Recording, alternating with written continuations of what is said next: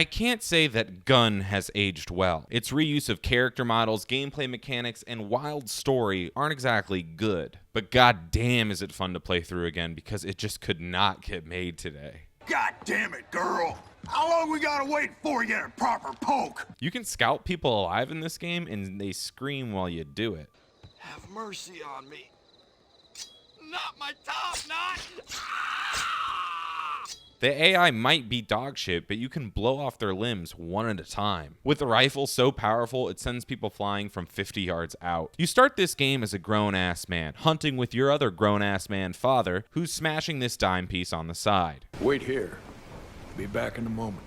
Some batshit stuff happens, your dad dies, and a riverboat sinks. And after a while, we're given reasons to finally play this game. The villains. The villains perfectly match the overall over-the-top atmosphere of Gun, and honestly make the good guys look like a bunch of Melvins. Badass Preacher, Brooks and Dunn, the Bear Soldiers dude who just kind of shows up out of nowhere, and most importantly, Hoodoo Brown.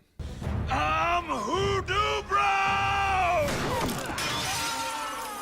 He's Hoodoo Brown. The base gameplay is essentially just a shooting gallery, like something you'd play at a carnival, but actually mostly just something you would play at a carnival. It never really evolves past that basic premise. You'll mindlessly kill more men than in both World Wars for about 3 minutes and then be treated with a very cool cutscene of the villains doing something hilariously, cartoonishly awesome.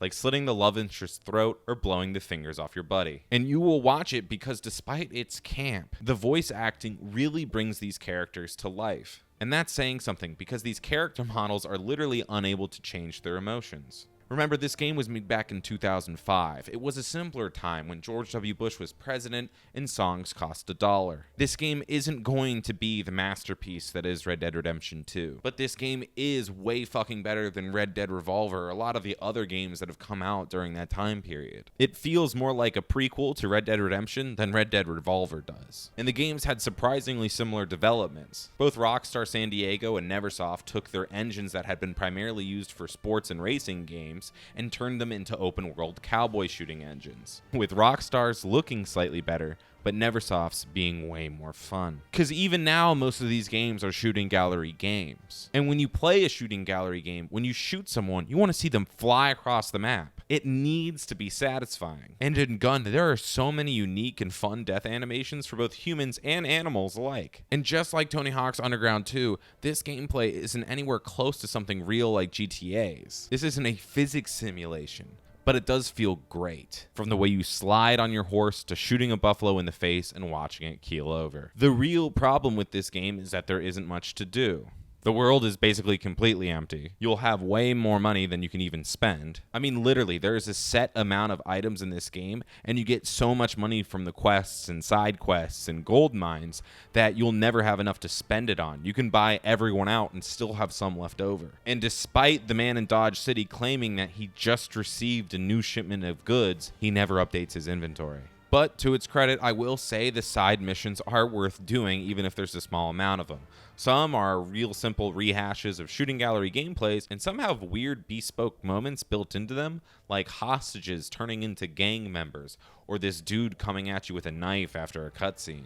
Again, you still shoot both these people dead, the gameplay's the same, but at least they've learned that they need to spice things up and don't just give you trailing mission after trailing mission or bullshit after bullshit like some games from that period did. And thankfully, the shooting does feel satisfying. I want to like it less than I actually do. There's something so rewarding about taking the top of someone's head off with your dual-wield pistols, let alone when you do that to 6 people at the same time. And when those fun gunplay moments are sandwiched between some pretty amazing voice acting from people like Thomas Jane, Ted Skerritt, and Chris Christopherson, it's hard to be bored. But by far the best performance in this is Ron Perlman as Hoodoo Brown. This character is awesome. And it all results in something that's incredibly fun. It's not going to change your life, but it's a thrilling power fantasy romp through the Old West, and it fills every American's latent desire to sit back, unwind, and remove someone's scalp from the top of their head with a rusty knife while they scream in pain. With the game standard here at Tibbs TV, I'm Jonathan Rosenblum.